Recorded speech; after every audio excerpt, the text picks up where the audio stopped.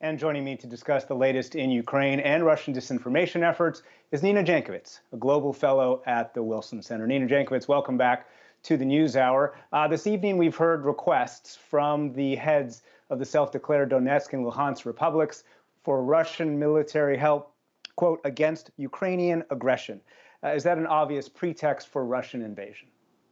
You know, Nick, in short, it is. We have already seen more veiled attempts, as you've just noted, to create this pretext, from the shelling of a kindergarten in Ukrainian-held territory that Russia attempted to blame on Ukraine, to allegations of improvised explosive devices in cars containing cadavers. And along with the recognition of Donetsk and Luhansk to their historical borders, that is, to the borders of Ukrainian-held territory right now, the letters from the leaders of these so-called republics build on those allegations to formally request this help to beat back Ukrainian aggression that simply doesn't exist. The Ukrainian side has been remarkably disciplined in holding their fire despite these provocations. We have no evidence of Ukrainian aggression, or, as Putin talked about in his speech the other day, of quote unquote genocide by the Ukrainian army. There's just no evidence that any of this exists. And it strains credulity that after 8 years of war, the Ukrainian army would choose this moment with 190,000 Russian troops on its borders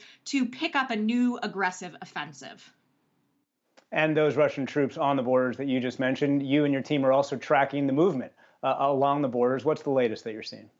Yeah, since January, with the Center for Information Resilience, which is a UK nonprofit, we've been mapping out open source evidence of these troop movements from citizens in Belarus, in Russia, in Crimea, along the border with Ukraine.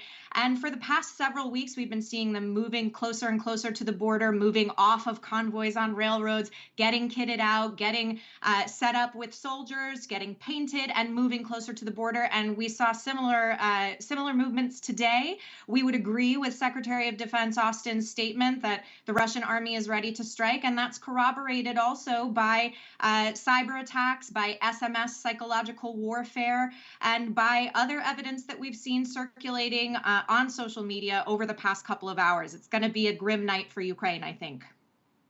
There's a lot of fear in Ukraine that it is going to be a grim night. And today we heard from Zelensky, from Ukrainian officials, declaring a state of emergency. That is not the message that the Ukrainian officials have been giving over the last few days and weeks. How significant is it to see that state of emergency go into effect tonight? Well, I think it's a marked change in thinking from the Ukrainian administration, which has sought to kind of maintain calm, sort of a grin and bear it attitude that Ukrainians have had over this past several days. But with Putin's extremely aggressive speech 2 days ago, along with this renewed intelligence from the UK and the US, as well as this open source evidence that things are moving closer and closer and closing in on Ukraine, I think the leaders had no choice but to make that announcement to prepare civilians and hope for the best at this point, which is, again, as somebody who has lived and worked in Ukraine for a country that has never done anything to provoke Russia, it's a very sad evening. And we've seen, of course, disinformation from Russia for years, and certainly in the last few weeks and months during this crisis. But it's shifted in the last few days. How has the Russian disinformation effort shifted right here, what seems to be right at the end? Well, at the earlier part of the crisis, we saw a lot more about NATO aggression, about NATO's broken promises to Russia, and kind of categorizing this entire crisis as something that NATO could end if it kowtowed to Russia's demands. And now, along with these kinetic actions that we've described before, these provocations and staged video incidents, etc., we have seen from Putin, from his close officials, and from Russian state-sponsored media, as well as influencers online, this idea of Ukrainian aggression again bubbling up. And as I've already laid out, there's just nothing to those claims. We have so much documentation of the Russian forces moving in, of that aggression preparing to occur, and very, very little on the Ukrainian side. And believe me, people there have cell phones and are documenting things too. There just isn't evidence for any of these claims.